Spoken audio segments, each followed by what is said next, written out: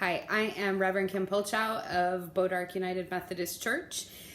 When I went to China in 1999 to spend a year teaching, I took a lot of what I considered the bare necessities of life because for some reason I thought they wouldn't have those things in China. But what I really needed when I got there was stationery, because it took several weeks to get the phone set up on my parents' end and on my end so that we could talk to each other once a week. And I was in a new place going through culture shock, and I really just needed to talk to my mommy.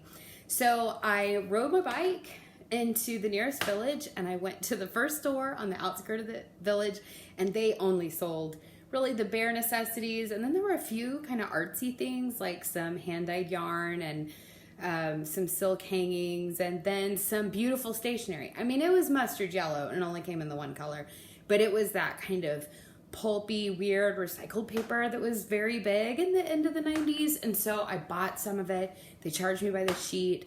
I went home and I wrote a letter to my mom on it. It was a little bit tricky because the wood was pretty chippy and the paper itself was kind of spongy, so the ink, we'll have to see if my mom can pull it out of a box and take a picture. Because I mailed her this letter that I'd written on this mustard yellow recycled paper stationery I was so proud of purchasing by myself. And then my housekeeper came in and saw the paper laying on my desk, and she said, you know, if you need paper, I can get you as much as you need. And I said, yeah, but not fancy paper like this. And she went, fancy? Ken, that's the cheapest toilet paper you can buy. So yeah, the first letter I mailed home was on Chinese toilet paper. Let's talk about toilet paper for a minute. Actually, let's not talk about toilet paper. Let's talk about Jesus and the loaves and the fishes. In Mark 6:30-34, Jesus tells his friends that they need to get away.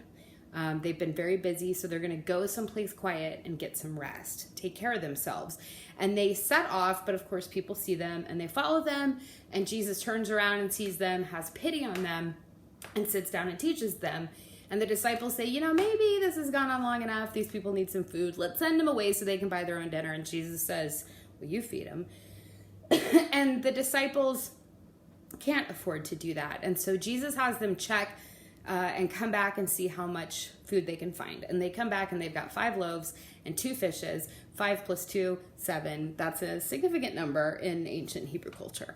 And so then Jesus blesses the food and sends it out. And when they're done, they have 12 baskets left over, which is also a significant number in ancient Hebrew culture.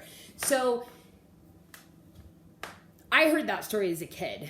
And I always thought that this was one of those miracles / magic tricks that Jesus did. And then several years ago, I heard a new interpretation of the story that really stuck with me. So what if those people sitting there, some of them were like my mother, who always has a peanut butter and jelly sandwich or trail mix or a granola bar or something in her purse if you're hungry? What if those people had food with them? In fact, some of them did, right? Because 5 loaves and 2 fishes. And what if, like the disciples at the beginning of the story, they thought they needed to take care of themselves for a while, and they held it back until there's this extravagant act of generosity and faith where the food comes around, and people, instead of putting the food they've brought into their mouths alone, put some in their mouth and the rest in the basket. I'm not saying that Jesus couldn't have just made the food appear and feed all these people. I'm saying I think it's a greater miracle if Jesus, instead of making more food, made all these people more. That's what Jesus did with my life. He took a life that was okay and transformed it into something more. He taught me to rise to occasions that I wouldn't even have thought of as occasions before I really knew him.